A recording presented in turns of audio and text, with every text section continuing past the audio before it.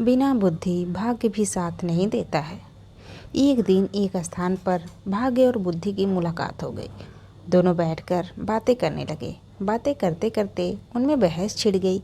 भाग्य ने कहा, मैं बड़ा हूँ, अगर मैं साथ ना दूँ तो आदमी कुछ नहीं कर सकता।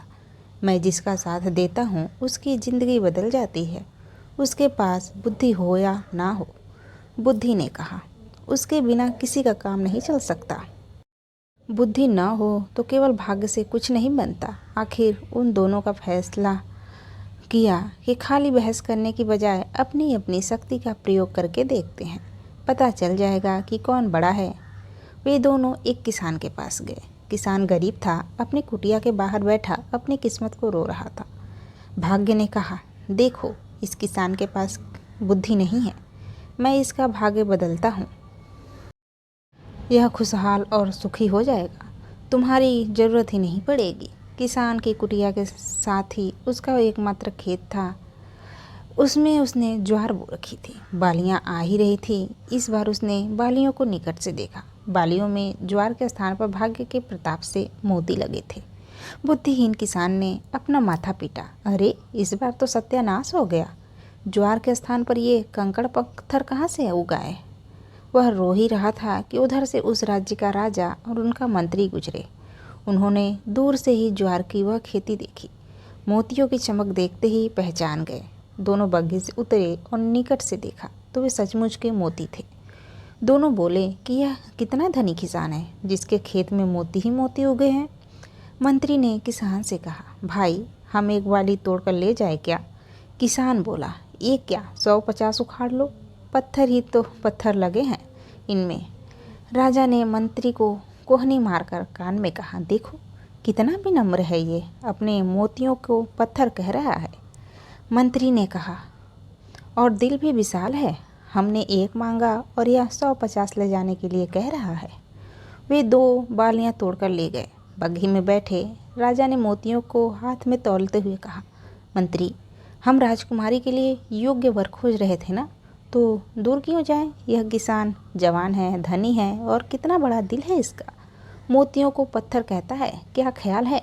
मंत्री बोला, महाराज आपने मेरे मुंह की बात छीन ली। मंत्री बग्घी से उतरकर किसान के पास गया। उसने किसान के हाथ पर एक असरफी रखकर कहा, युवक, हम तुम्हारा विवाह राजकुमारी से तय कर रहे हैं। किसान घबराया, नहीं नहीं मालिक, मैं एक निर्धन किसान हूँ। और मंत्री समझा कि विनम्रता के कारण ही वह ऐसा कह रहा है। उन्होंने उसकी पीठ थपथपाकर उसे चुप करा दिया। राजा के जाने के बाद किसान ने लोगों को बताया कि उसकी शादी राजकुमारी से तय हो गई है। सब हंसे। एक ने कहा, अरे बेवकूफ़, यह शायद तुझे मरवाने की चाल है। हम तो तेरे साथ नहीं चलने वाले, कहीं हम भी ना मर जाएं। अकेले अपनी बारात ले जाइयो। किसान को अकेले ही जाना पड़ा। राजा ने इसका बुरा नहीं माना। मंत्री ने उसे अपने घर ठहराया। वहीं से उसकी बारात गई और धूमधाम से राजकुमारी से उसकी शादी हो गई। शादी हो जाने के बाद राजा ने दामाद को महल का ही एक भाग दे दिया।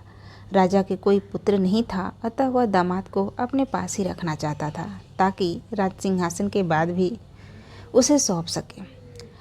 राज परिवार की परंपरा के अनुसार राजकुमारी वधू के वेश में सज धज कर खाना लेकर रात को अपने पति के कक्ष में गई। किसान ने इतनी सुंदरता से सजी और आभूषणों से लदी कन्या सपने में भी नहीं देखी थी। वह डर गया। उसके मूर्ख दिमाग में अपनी दादी की बताई एक कहानी कौंध गई, जिसमें एक राक्षसी सुंदरी का वेश बनाकर गहनों से सजी धजी एक पुरुष को खा जाती है। उसने सोचा, यह भी कोई राक्षसी है जो उसे खाने के लिए आई है।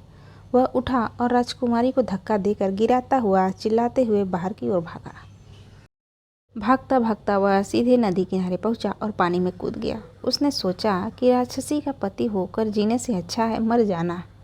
राजकुमारी के अपमान की बात जान राजा आग बबूला हो गया। राजा के सिपाहियों ने किसान दूल्हे को डूबने से पहले ही बचा लिया। इधर राजा ने आदेश जारी कर दिया कि दूसरे दिन उसे मृत्यु दंड दिया जाएगा। बुद्धि ने भाग्य से कहा, देखा, तेरा भाग्यवान बुद्धि के बिना मारे जाने वाला है। अब देख मैं इसे कैसे बचाती हूँ। इतना कह बुद्धि ने किसान में प्रवेश किया। किसान को राजा के सामने पेश किया गया तो किसान बोला, नरेश, आप किस अपराध में मुझे मृत्यु दंड देने चले हैं। मेरे कुल में मान्यता है कि विवाह के पश्चात पहली रात को यदि वर वधू की जानकारी में कोई व्यक्ति नदी में डूब मरे तो वह वधू विधवा हो जाती है या संतानहीन रह जाती है। जब मेरी पत्नी मेरे कक्ष में आई तो नदी की ओर से मुझे बचाओ बचाओ की पुकार सुनाई दी। मैं अपनी रानी पर किसी अनिष्ट की आशंका से ही काँप उठा और उठकर डूबने वाले को बचाने के लिए भागा। ठीक है, आप मुझे कोई भी दंड दें, पर मैं अपनी पत्नी के लिए कुछ भी करूँगा। उसकी बात सुनते ही राजा ने उठकर किसान को गले लगा लिया। पिता पुत्री ने लज्जित होकर किसान से अपने असंगत व्यवहार के लिए माफ़ी मांगी। फिर तीनों खुशी खुशी अंतरंग महल की ओर चल दिए।